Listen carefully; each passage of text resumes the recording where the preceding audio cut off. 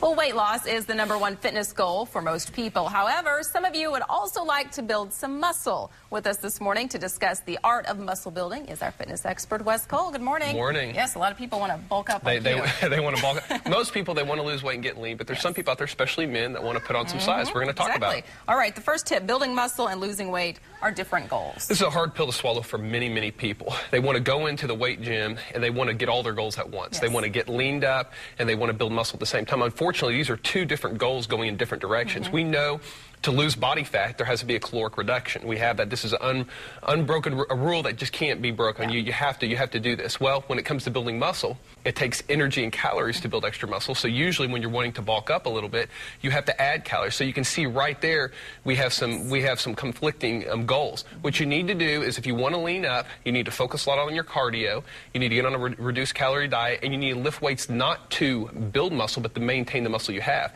And then again, we have to do the opposite if you want to get a little bit bigger. We have to do a lot of weight training. We have to up our calories a little bit in the good foods, not junk foods, especially in the form of protein, and cut back on our cardio a little bit. But when we go into the gym and we try to hit every goal at the same time, we often end up not achieving really anything. So it's not really possible to do both. Yeah, for like a 6-week goal, focus on something really hard, getting some muscle or losing weight, and then go to something else. Okay. All right. The next one, the ultimate exercise. What is this? Well, this is hard to believe, but for me, all the guys that want big, big chest, big shoulders, this right here is one of the ultimate mass builders. They get you bigger and stronger. I know it's just the squat. This right here. Now, this is a goblet squat. This is an exercise I have a lot of my clients do. When you put the weight in front, it counterbalances you, and it's easier to put the weight on the heels. But remember, the squat involves so much musculature, especially in your hips, in your butt, in your quadriceps, in your back. These muscle groups are so much bigger and thicker than the muscle groups in your upper body. When you break them down and wear them out, your body releases so many muscle-building hormones throughout your bloodstream. But here's the deal. These muscle-building hormones, they don't play favors with just your legs. They make your entire body bigger. Thank you, Beth. It's an old saying for a lot of strength coaches, if you're not working your legs, you're not really on a weight training program. And that's what they mean. Most of your muscle building, it's more of a hormonal response. So make sure if you want to get big and strong, you got to do a lot of squats. And I don't care, you can do them with a barbell, you can do them on the machine if your knees are bad, but make sure you work your legs. Beth makes that look so easy. I've done that. I know that's not easy. She's got real strong legs, but you got to work them. All right, the next one is eat big to be big. You kind of touched on this earlier. This is probably one of the most important rules, especially for some of the skinnier guys that want to get big for football. It takes mass, to create muscle, and you need that energy. You have to, I don't want people going out and bulking up on junk food, but you need to especially add some calories, especially in the form of protein, because make no mistake about it, building muscle, it takes a lot of extra energy, and your body really won't do it unless you have a little bit of surplus. And, cut back on your cardio a little bit. The old saying is don't walk when you can sit down. Don't run when you can walk. So kind of cut back a little bit on the days that let your body heal a little bit and cut back on your cardio. All right. Good advice. We're all going to get buff now. All right. Now time to answer a couple questions from our viewers. This question comes from Melinda.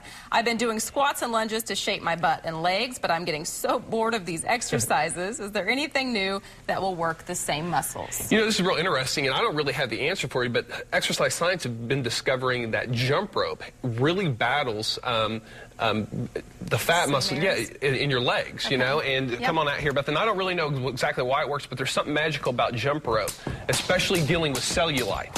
So this is a unique way to work your leg muscles. And I'm going to tell you right now, for those that haven't jumped rope since grade school, I guarantee you 3 or 4 minutes, if you're one of those that can run 5 or 6 miles no sweat, try jumping rope. I guarantee you it'll work your body like you've never worked before. Thank you, Beth. Not one mess up there, Beth. Good job. Perfect.